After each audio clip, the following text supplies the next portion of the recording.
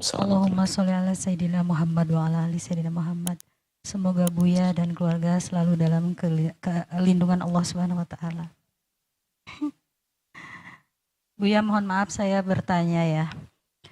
Saya adalah seorang aktivis dari perlindungan perempuan dan anak-anak. Seringkali saya menemukan kasus, mohon izin maaf, seorang ayah yang melecehkan anak gadisnya. Saya mendapat titipan dari seorang ibu yang anaknya mendapat perlakuan tersebut.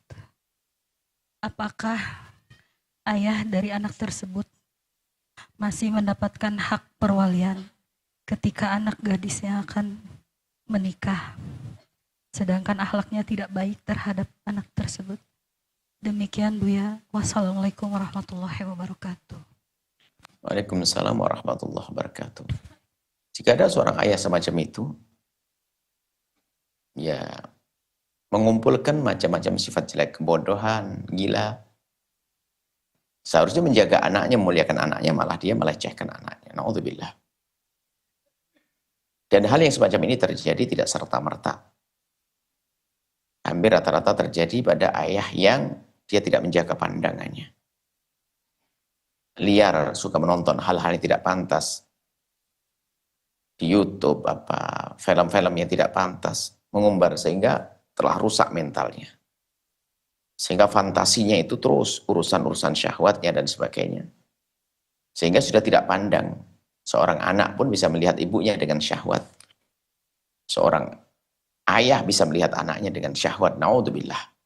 Sudah tidak sehat dia. Dan gila dia. Bapak yang tidak mengerti apa yang seharusnya ia lakukan. Itu berarti orang bodoh kan. Semestinya dia menghormati, menjaga anaknya, malah dia menodai atau melecehkan. Na'udzubillah. Dan ini ada kejadian yang pernah kami dengar langsung juga dari yang bersangkutan. Na'udzubillah. Ini sebuah kehinaan dan sebuah kebodohan. Tapi yang perlu kami jelaskan adalah sebabnya. Sebabnya. Karena pada dasarnya seorang ayah itu ya nggak bisa syahwat dengan anaknya. Seorang anak nggak bisa syahwat dengan ibunya. Dia langsung menepis, tidak. Dengan adiknya, nggak bisa. Karena adiknya, saudarinya. Cuman hari ini telah rusak gara-gara pandangan. Dan ini adalah pakarnya sudah mengatakan memang begitu. Kalau sudah orang bisa nonton film-film kotor dan sebagainya, maka jangan dianggap sepele. Nah, sebagian orang nonton dengan istrinya, dengan suaminya. Oh tidak, itu belajar. Nanti akan nonton sendiri dia. Setelah nonton sendiri, liar dia. Akhirnya rusak mentalnya sehingga urusannya syahwat. Sehingga lihat ibunya syahwat. Lihat ingat perempuan, pikirannya ke situ terus. Termasuk kejadian semacam ini. Nah, kalau memang sampai kejadiannya na'udzubillah, ya, seorang yang fasik pelaku dosa gede. Nah, memang dalam fikih kita seorang bapak yang fasik tidak bisa menjadi wali. Nah, tidak bisa menjadi wali. Ini kan yang dikukuhkan. Akan tapi Imam Ghazali mengatakan, kalau sampai ini diterapkan kayaknya susah menikah. Karena siapa yang, ini banyak orang yang fasik. Sehingga ikut pendapat. Yang kedua, seperti yang dikatakan oleh Imam Ghazali, bahwasanya orang fasik masih bisa menjadi wali. Ya, masih bisa menjadi wali. Jadi dalam hal ini, memang pendapat yang dikukuhkan tidak boleh menjadi wali. Kalau ada wali yang lainnya, pindah ke yang lainnya.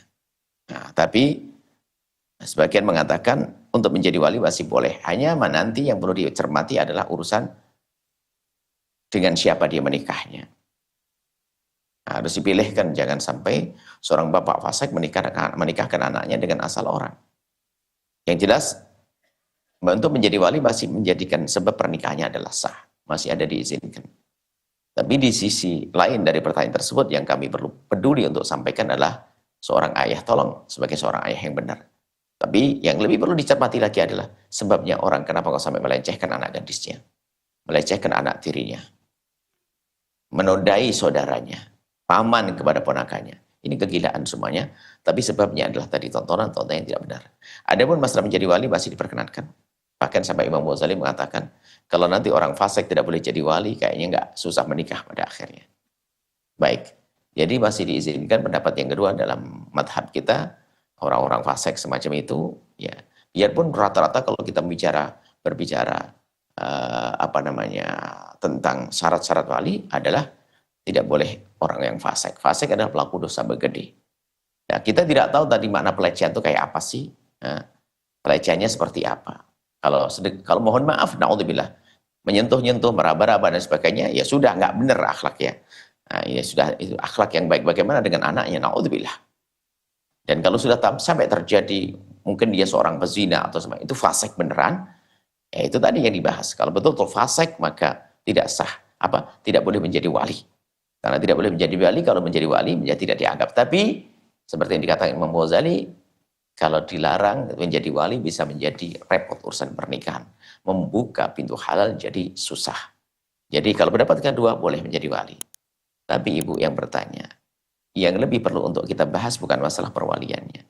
Kenapa seorang bapak menjadi seperti itu? Sebab-sebabnya apa? Tadi sudah kami sampaikan. Itu jauh lebih penting untuk diketahui. Wallahu a'lam bishawab. Sahabat Al-Bahjah TV, setelah menyaksikan video ini, jangan lupa bersolawat kepada baginda Nabi Muhammad. Shollu ala Nabi Muhammad. Allahumma sholli alaihi wa ala alihi wa sahbihi.